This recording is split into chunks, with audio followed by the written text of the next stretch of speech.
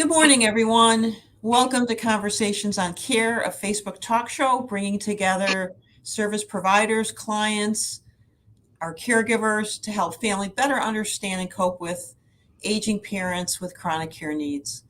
My name is Julie Colada. I am the proud founder and president of Open Arms Solutions. Open Arms is a home care agency serving the Chicagoland area, focusing on inspired home care solutions for seniors with chronic conditions such as dementia, Parkinson's, and other movement disorders. It's our mission to help our families through this journey and to know that their loved one is living their best life possible. If you find these dialogues helpful, please like us on Facebook and share so that we can reach more people who need this kind of information. If you have questions or topics that you'd like to learn more about, we are open ears and really want to listen what you want to learn about. We'd be happy to put it in our program. With me today is Colleen O'Keefe from our wonderful hospice partner, JourneyCare. Colleen is a nurse manager for the inpatient unit in Glenview. And our topic today is understanding the 4 levels of hospice care. Welcome, Colleen. It's so nice to have you as a guest and, being able to talk about this incredibly important topic that I know you're very passionate about and important to get this information out to families. So welcome. Welcome. Thank you. Thank you. It's an honor to be with you. I'm excited.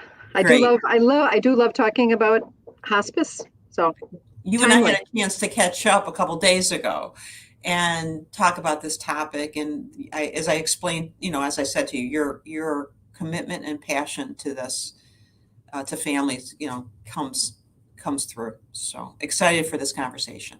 Yeah. Me too. So I always love to start out, and people really want to hear, what's your journey? How did you, what inspired you ultimately to become a nurse manager for a hospice company like JourneyCare? My journey to JourneyCare was a journey. My father was diagnosed with cancer over 22 years ago and had metastatic lung cancer. And towards the end of his disease, it came time for hospice. And so he signed on with a hospice agency in Wisconsin, and that was really my first exposure to hospice care. And I had started out in pre-med. I wanted to be a doctor, and didn't even consider nursing because I thought being a doctor was the cat's meow.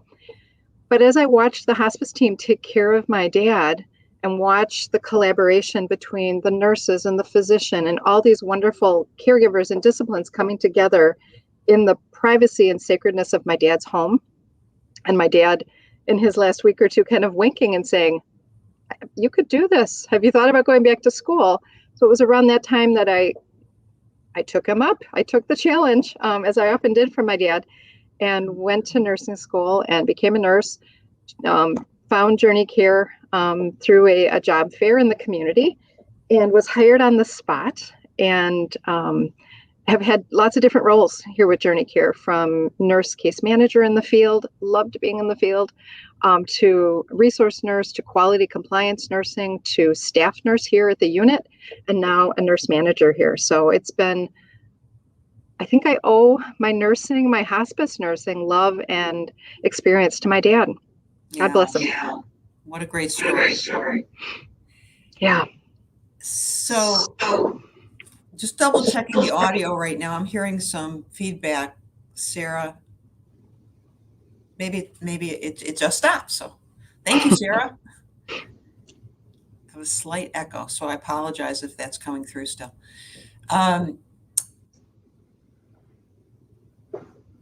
So I think I shared with you, Colleen, and I know I've shared in different programs that I got inspired to start Open Arms through my personal experience taking care of my mom, and my mom's, and understanding what families go through when a loved one starts to need support if they want to live independently at home, all the things that are involved with keeping them safe and engaged. And my experiences in Open Arms was really, wouldn't have happened if I hadn't had that experience with my mom. So I appreciate your tribute to your dad. It makes it all the more special doing what we do.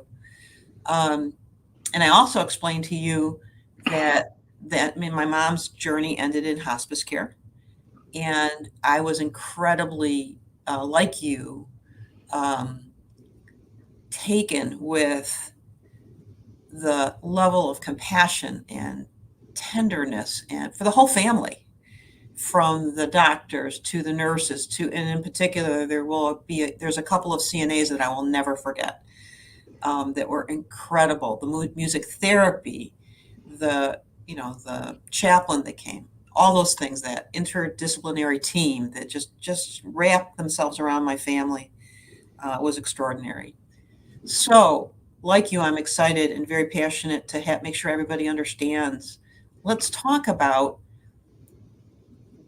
let's start with the general and very important question. What is hospice care? It's a great question. And you'd be surprised after so many years that a lot of people don't really know that hospice exists or what it is. Right. So I'm happy to share. Hospice care is a philosophy of care. It is a Medicare benefit that was created after a lot of advocacy and a lot of grassroots people performing, clinicians and providers doing hospice care, but not really having it, legislated. End of life care and palliative and hospice comfort care. So it's a philosophy of care that focuses on comfort, focuses on caring for the patient and relieving symptoms, so that people can live the best quality of life that they have for however long that is. It does involve an interdisciplinary team. So you have, depending on where you live, you have physician, you have nurse, you have social worker, you have CNAs, you have other services. Some hospices offer some. JourneyCare is very, very blessed to have the support of music therapy, music thanatology, very, very robust and active volunteers, and child life specialists. We also service pediatric patients. But hospice is a philosophy. It's a philosophy of care that says we want to make sure that a person who's living with a terminal illness gets the most quality and has the most quality. Like you said, wrapping ourselves around that patient and their family, because they need a lot of support. They need a lot of education and training, especially if they're the direct caregivers taking care of that loved one. They're struggling with the direct care. If they're at home, they're struggling with grief. They're struggling with the emotional, psychosocial, spiritual pieces that make up our human life. So it's a privilege to be able to be part of that care, which we deserve to have. Yes, very well. I think that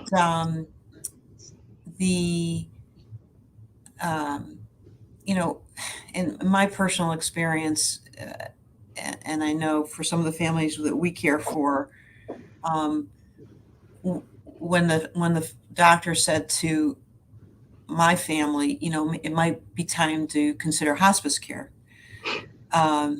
it was a frightening thing to hear. And I think a lot of families go through that. And so I think when someone like yourself or someone like me and my team see that, how the quality of life can, as you said, can be improved with the kind of care and the kind of support that the family gets, is just makes all the difference in the world in that journey. It sure does. It does. And so when we're going to be talking about in a little bit about the 4 levels of hospice care, but in general, what is the general diagnosis that needs to be there for someone to be enrolled in hospice care? That's a great question. The hospice benefit, the hospice Medicare benefit, is available to anyone that has what's considered a terminal illness. And there are many categories of terminal illnesses. The biggest one, of course, is cancer. We provide care, hospice care, to patients that have diagnoses of respiratory illnesses, so COPD, advanced respiratory failure, dementia, all of the dementias, cardiovascular illness. We provide service to a lot of folks that have end-stage heart failure. So cancer, neurological illnesses, including movement disorders like Parkinson's disease, dementias, and a host of others. Many chronic illnesses that get to a point where they really are terminal. Yeah, thank you for that explanation. And am I correct in saying it needs to be, the person has to have an end of life projection or diagnosis of 6 months or less? Is that correct? Yes, two physicians need to attest to a 6-month prognosis. Doesn't mean that the person's going to die in 6 months. Many times people live on hospice care much longer. There is research that shows, actually, and I would love to shout this from the rooftops, hospice doesn't mean you're dying right now. Hospice means you're going to get great support and care so that the days you have, the weeks, months, sometimes years, are going to be of the highest quality. But yes, that initial assessment of prognosis is if the person's illness progresses naturally, they may have 6 months or less. And then depending on the disease type, there are different eligibility criteria that really point to the person being in the terminal phase of their illness, as opposed to beginning and middle, early stages of the disease. Yeah, thanks for that explanation. And then that also, begs the question, well, what happens before that 6 months, but someone has a chronic condition like dementia or Parkinson's, or, there's other movement disorders, or, as you said, COPD, heart disease. There's something called palliative care. Can you describe a little bit for people when palliative care is appropriate and the difference between palliative and hospice care? Mm-hmm. Yeah. All care should be palliative. Not all care is hospice, and hospice is always palliative. So in the early to middle, and certainly through the end stages, even when hospice is started, there's palliative care. And palliative care also has a long history. It started out and hopefully still being practiced every day in hospital settings, but it started in hospitals. And it's another benefit that is meant to provide palliation, relief of symptoms for individuals with chronic illness that are still seeking active treatment. Someone that is maybe not quite so homebound, but still going out to get radiation, chemo, different services to monitor and treat their chronic illness. I wish that palliative care would also be better utilized. Unfortunately, people, their chronic illness may not be well managed. They end up cycling through hospitals, emergency rooms unnecessarily. And so physicians and medical providers need to remember that there is a palliative care program. And it is covered by insurance. There's a co-insurance or a co-payment needed, and the goal really is to address symptoms, to reduce the use of hospitals. Right? If symptoms can be managed where the person is living, it's much better for them, and it's better for our healthcare system as a whole. So most people with a chronic illness can be eligible depending on the severity of their symptoms. And then as their illness progresses, if that person is receiving palliative care with an organization that also provides hospice service, and many hospices do, they provide both, it's a seamless, smooth transfer to that next level of care, which we love to see. Thank you for that explanation. So the topic today is really understanding the 4 levels of hospice care. And I really didn't understand these different levels. I explained that to you when we were talking earlier this week. So very helpful topic. So tell us about them. What are the 4 different levels of hospice care? The 4 levels of hospice care include what we call routine home care. There is continuous home care. There's general inpatient level of care, and then there's respite. And let me explain a little bit about each one. The first one, routine home care, the majority, 85 to 90% of hospice participants are receiving hospice. They're receiving a routine home care level of hospice, meaning that the interdisciplinary team and the hospice benefit is being provided to them where they live. And that could be their own private residence. It could be a skilled nursing community. And so the hospice team rallies and comes to them, helps them manage the symptoms, manages medications, coordinates and communicates with the community physician, coordinates the ordering and delivery of what they need. Could be durable medical equipment, could be obviously medications. And all of those, the equipment is covered, the medications that are directly related to their hospice benefit and any contributing comorbidities, those are all covered as part of the hospice Medicare benefit. Sometimes people think, oh no, am I going to have to pay for this as this extra? No, it's part of your hospice Medicare A benefit. It's a wonderful thing. So that's care delivered in the home. The next level of hospice, the hospice benefit of care, is continuous care. And that is a level of care that's provided in the home short term to, again, manage an acute exacerbation or flare up of symptoms. This is used often by patients and families that they've had enough of the hospital scene. They may not want to go to a hospice inpatient facility. Maybe they have children. Maybe culturally, most of us do want to die at home. And then there are cultures where not. But continuous home care is a great benefit to meet the short-term needs of managing that symptom, where the family really that loved one wants to stay home. And that care would be provided by a mix of registered nurses, hospice nurses, or possibly contracted nurses, depending on the hospice, CNAs, licensed practical nurses. So again, it's hospice care, urgent crisis, like the name implies, in the patient's home. The next level of care is the one that I'm part of here in Glenview at our inpatient unit. General inpatient care, hospice care, is care, short-term, acute, uncontrolled symptom management in a hospice facility.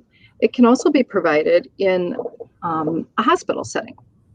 Though hospices like JourneyCare, since we have beautiful, beautiful care centers, 4 of them, I'm here in Glenview, we would prefer to provide that care directly. I think I've shared with you, I've been in the Glenview Center with family and friends. It's super remarkable.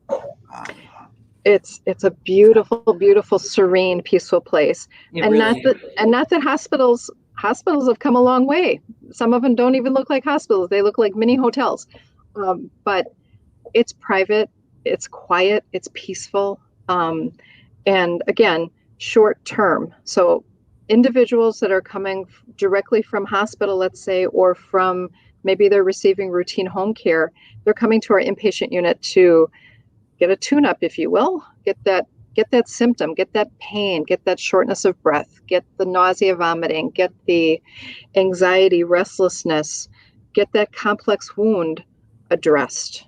And then we help them transition back to wherever they were living, with a lot of support and helping hands to do that. Because again, being a caregiver is a demanding, beautiful service to their loved ones. So we want to make sure that they're trained, prepared, confident to continue providing that care to their loved one who now is in a different condition. The next level of care is respite care, and that is another wonderful Medicare benefit, part of the hospice benefit, that allows patients to go to a skilled nursing facility in the community, contracted with the hospice, or come to an inpatient unit like ourselves. We're receiving a lot of patients right now during a pandemic because skilled nursing facilities, it's challenging. They're doing everything they can to protect their staff and their residents, and so they're not always able to take additional people in. So respite care was designed right from the beginning to be a respite for the caregivers, to give that family caregiver a break. It's a 5-day benefit period. So that's respite care. That's great. That's great. And just to further explain the first level that you described, the in-home level, I think there's, at least, our experience is that many families think that level, the nurse from hospice will be there 24/7. And just to explain that particular benefit, which I think you said most people large majority enroll in. We do a lot of education with families too when we get a referral or we're with a family, because we're with families sometimes years and years and years, and someone then gets enrolled into hospice care. Sometimes families feel like there will be a nurse there 24/7, and really in that level of care, the nurses are there and the other clinicians are there to provide that comfort care. They may absolutely enroll and provide the medical equipment that's needed, which is incredibly valuable. Their role, though, in the home at that point is to provide medication management and often comfort management. So the nurses come in and they evaluate. And I remember with my mother-in-law, who we were caring for in her home until the end, and we had JourneyCare come in. The nurses were amazing. I was the adult daughter-in-law that they coached through. I'm sure you did great. You know what? I can't. Thank you. As you know, and you've been through it yourself, it's the most important thing you can do in the moment.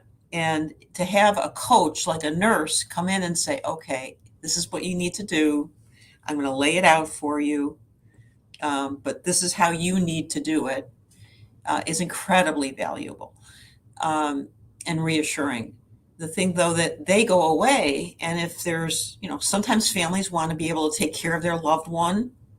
And if they can, that's wonderful. But often, like in the case of my mother-in-law, we had caregivers that were there by her side 24/7 and could really respond and let us know if she was uncomfortable, needed to, move her to make sure she didn't get any, bed sores or things like that. And was really an advocate for the whole family in communication about how things were going. So just a clarification there for families, because I think it's easy to assume. I think a lot of times families assume that when we do caregiving services, we're sending in a nurse to support people's activities of daily living.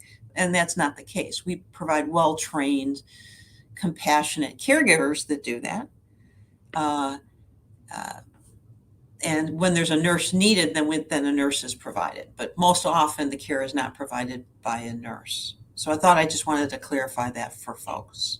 That's a great point. The hospice benefit, and it's easy to, and it's a confusing point because when someone is signing up for hospice, they're told we're a 24/7 organization, meaning that we're available 24/7. We have response nurses, we have triage nurses, we have individuals that are there on the phone and working.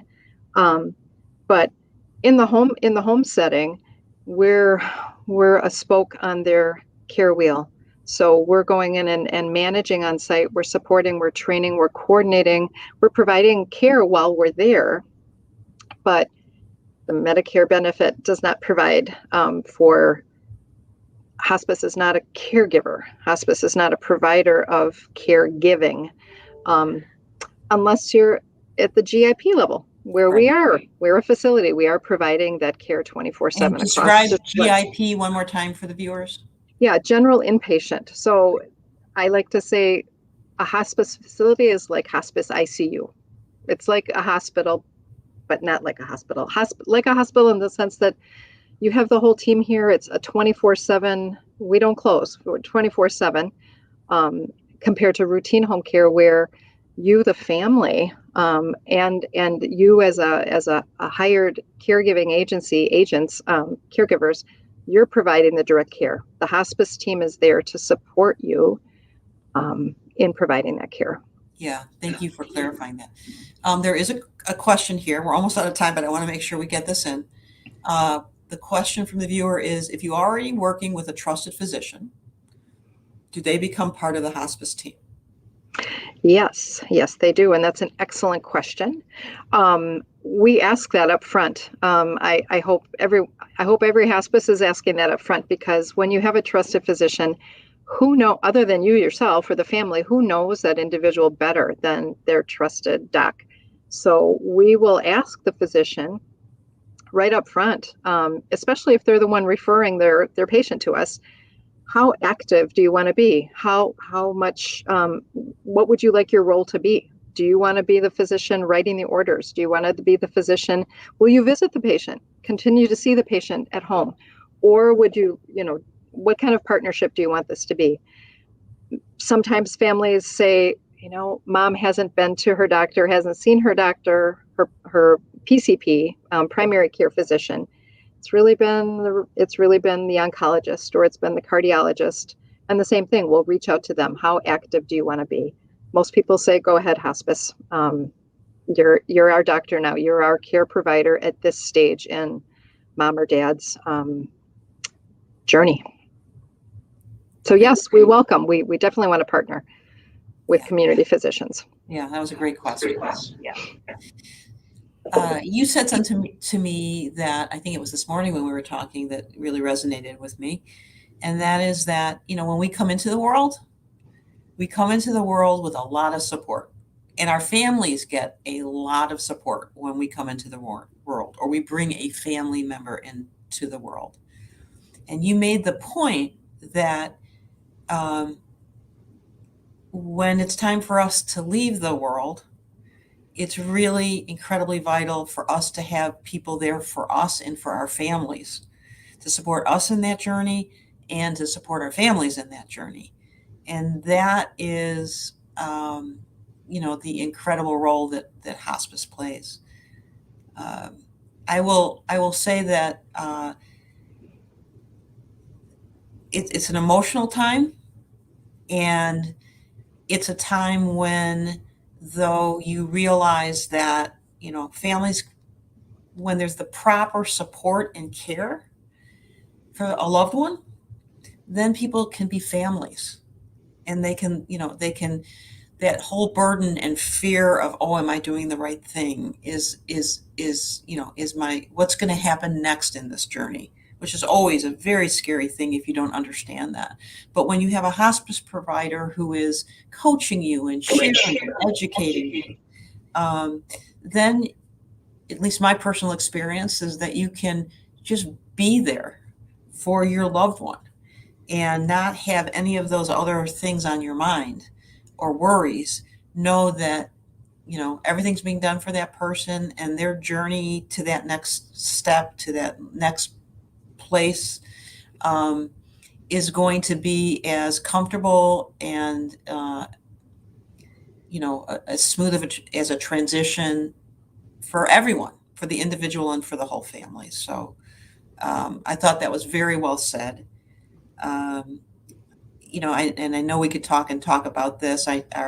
We're really out of time, but in general, I know it's my experience, and I tried to share this with my own family the second time around, once I was in the industry for many, many years, that trying to urge people to bring in hospice like earlier.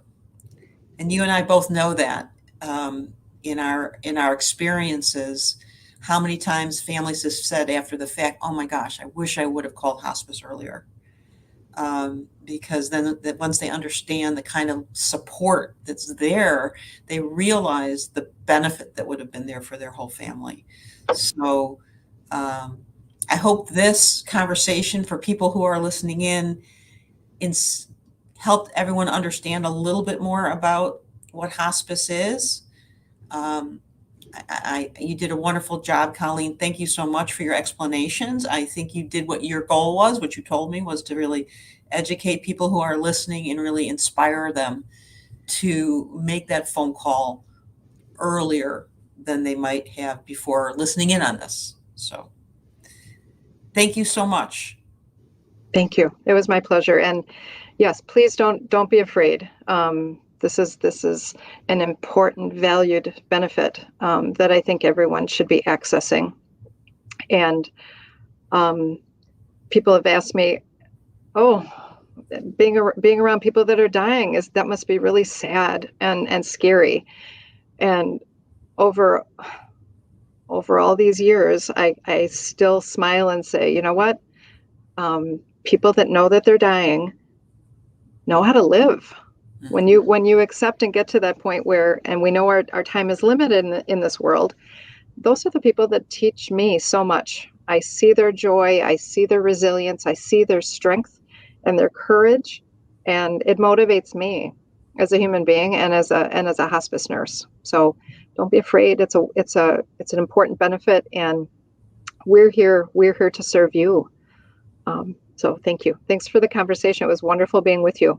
Thank you so much, Colleen. And thank you for your team and everything you all do. Love it. Thank you.